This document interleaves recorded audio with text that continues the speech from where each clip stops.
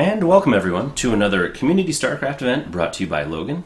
This match between KingJ and Lougarou is actually the semifinals of the losers bracket of the SC24Life Silver and Bronze League tournament.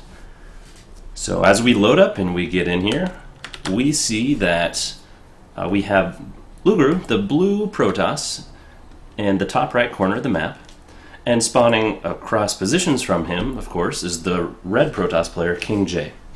Now, Crossfire is an interesting map. It was used in the map pool for a few seasons. There were some pretty good games, pretty memorable ones that were played here.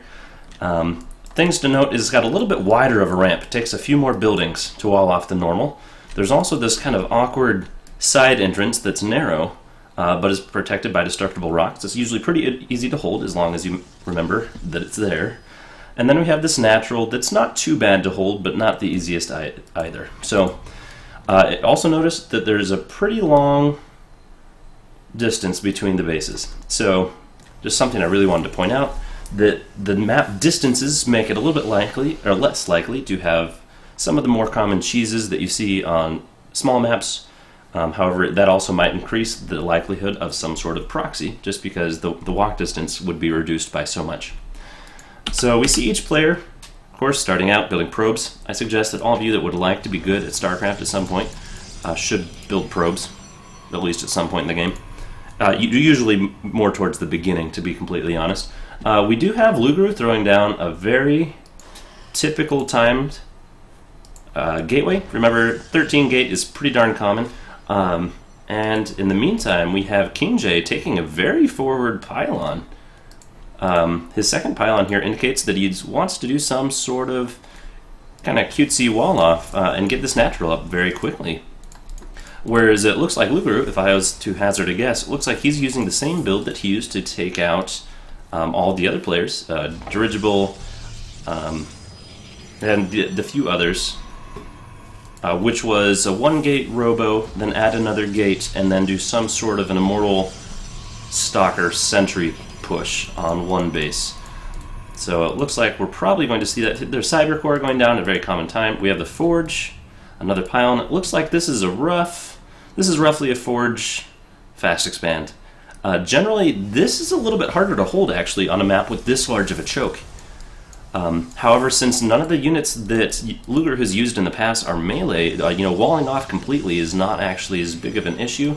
However, you still, of course, you don't want units getting in your base. Just the number of buildings that this takes to wall off completely is actually quite high, unless he just goes for, 5 or 6 cannons, which that's what he's going for. He has a pretty decent economy. He's been building workers quite constantly. He does have a gate back in his main base, so he does have units coming out.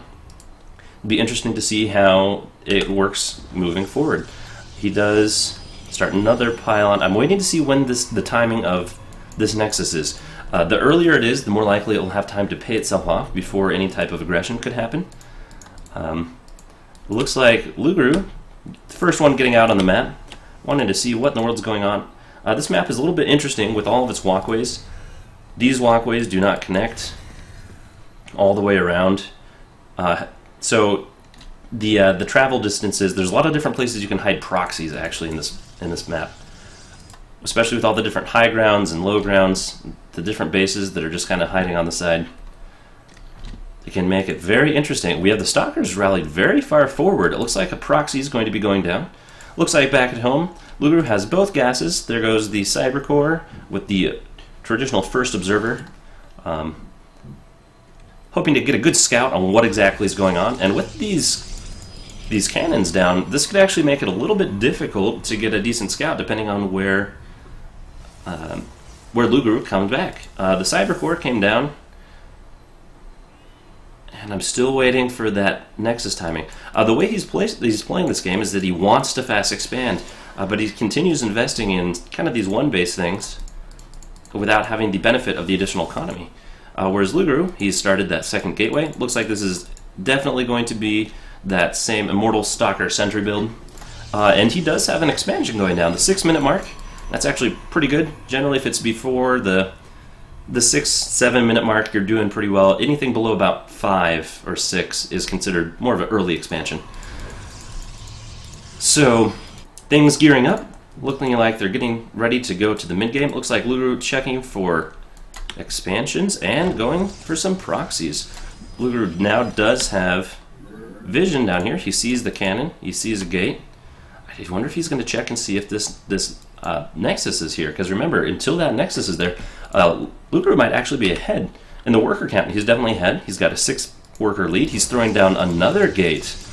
Interesting. However, with the expansion started, this is no longer an all-in-ish type thing. This is simply preparing for future production, because he is oversaturated, or he will be quite shortly. With the workers on gas, he's actually not oversaturated in minerals, but there we go. And so as soon as this starts up, he will be able to transfer some workers and be able to get some additional income.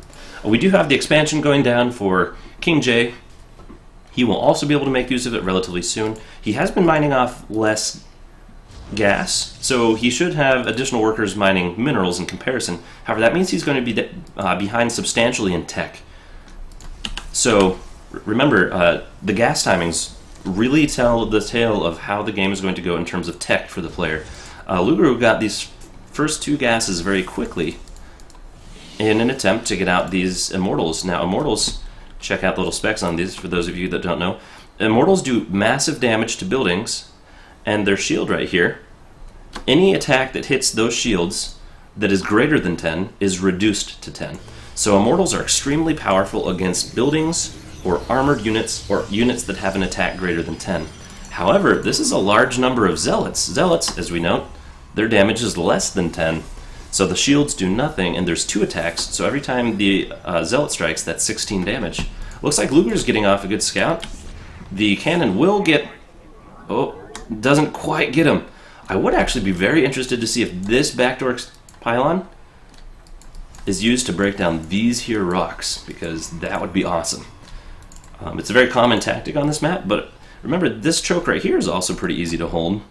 And it looks like now KingJ's plan is to say, I've got this whole area. If you want to come at me, good luck. He is researching charge, so he's investing very much into Zealots. And it looks like, you know, as these games have been publicly available, a little bit of a supply block right there.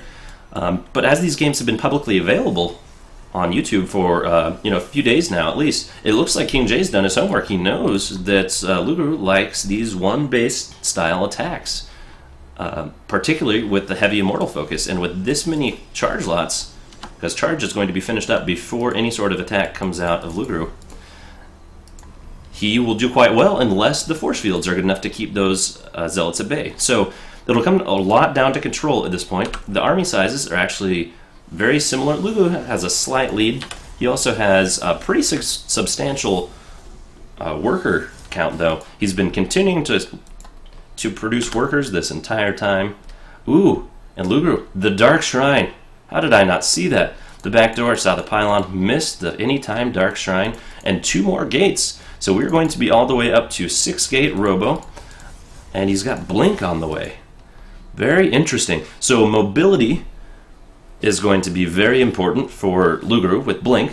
That allows you to be very aggressive and take down chasing units, you know, fleeing units. Or, on the flip side, you can actually use it to retreat yourself and get out of some scary situations. I would not be surprised at all to see this first Dark Templar. Where is he?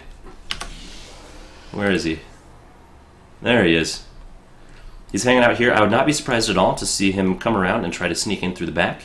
Some sort of warp prism. I would love to see a warp prism come out of this building right here. Warp prism harasses. There are some cannons in the back, though, so remember, the more bases that you get, the more beneficial static defenses in the back of your base are, because the opportunity cost is actually just what goes through the roof. Getting your army from here to here can actually take a substantial amount of time. So giving those units back, ooh, that was for Archons. Dark Templar, he goes for the Dark Templar Archon route. For those of you that don't know, you can build Archons with 2 different units. You can choose normal Templar, High Templar, or Dark Templar. High Templar take a little bit more gas, and Dark Templar take a little bit more minerals. So going for Dark Templar Archons means that he's saving up gas for some additional units. I would be interested. Looks like he might be going for either another... I would not actually be surprised at all to see another Nexus go down. He's got an Observer here. Ooh, he's just multiple proxy pylons. He just wants to be all over the place. As a Protoss, you definitely always want to have proxy pylons all over the place. I'm surprised to see that we have research warp gate done, but none of the gateways are turned into warp gates yet. We do have +1/+1 going down. It's actually almost the same time. Ooh, actually, so the upgrade advantage is going to go substantially to KingJ in this point in time. He does have an army moving out. He does have +1 weapons. And +2 is already on the way. However, Lougarou is actually chrono boosting, or was chrono boosting both of these upgrades. However, this next attack, it'll all come down to control. The Archons here are going to do substantial damage to Bio. They do plus damage and splash damage. So against charge lots, they do amazingly well. The Archon here in the back not able to engage. Looks like Lougarou putting down some force fields, trying to block those zealots in to make sure that they can't get away. Backfires a little bit, but with no observer here for KingJ, those Dark Templar are doing a lot of damage. He should actually just continue taking those Dark Templar forward and taking out massive damage. These large units. Now, the Immortal and Stalker count is going to be equalized. The higher Immortal count and the Dark Templar here actually doing most of the damage. The Archons did their job, took out a large number of charge lots, and then with no detection there for KingJ, those Dark Templar were able to really put on a lot of pain. We do have another expansion going down for Lougarou. His worker count is now 20 above. Now remember, cannons can in fact see Dark Templar. It's the sad part about being a Dark Templar. It's like you have rooms that you're not allowed to go in as a kid. I don't know if anyone else had that. Don't go in there. We do have even actually oversaturated at the natural. Would not be surprised at all to see another worker transfer. The army size is substantially in favor of Lougarou. That last engagement went pretty well for him.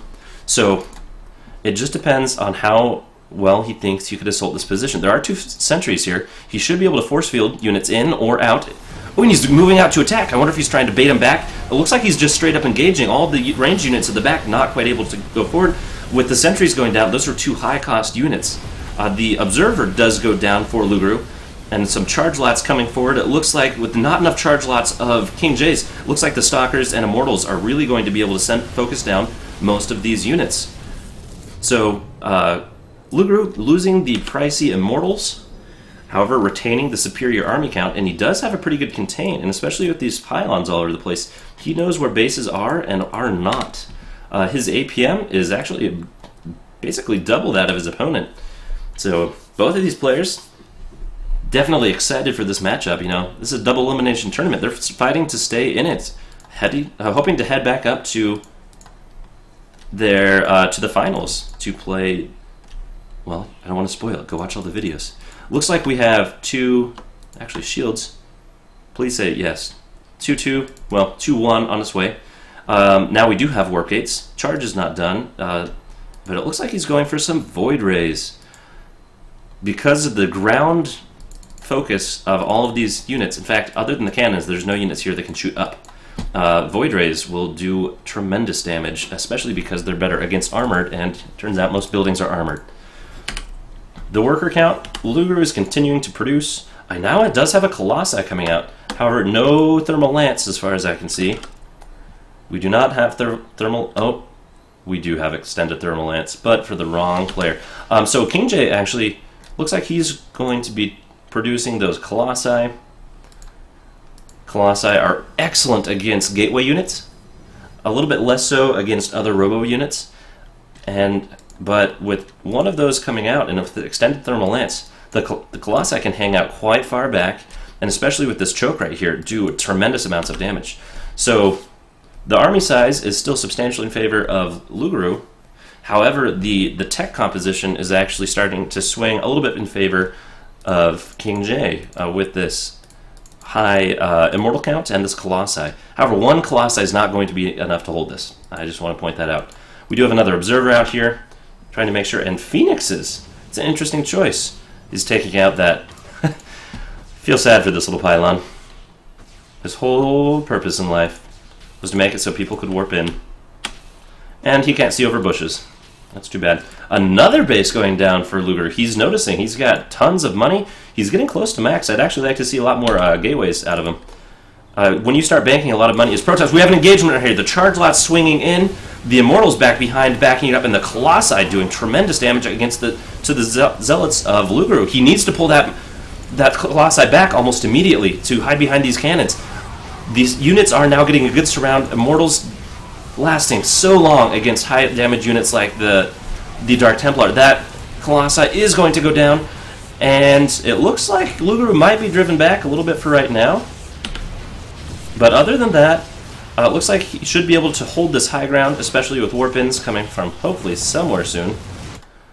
We do have some backdoor Void Rays, though. These are being sneaky. Lougarou is researching charge of his own, and he is still researching two. Yeah, just want to make sure.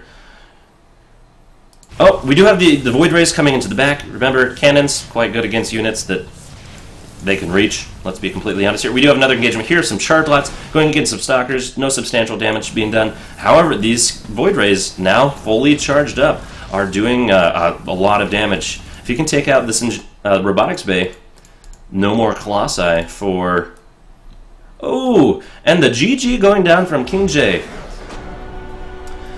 So to recap, there's a few good engagements right in the middle of the map. However, with the Void Rays in the back and the impending army out front, looks like KingJ realized that he was at a substantial disadvantage and did not want to continue to play it all the way out. But good job. That was a quite good attack at the front, some good back and forth on a fun map. So our condolences to KingJ, but way to put up a good fight and get all the way to the semifinals.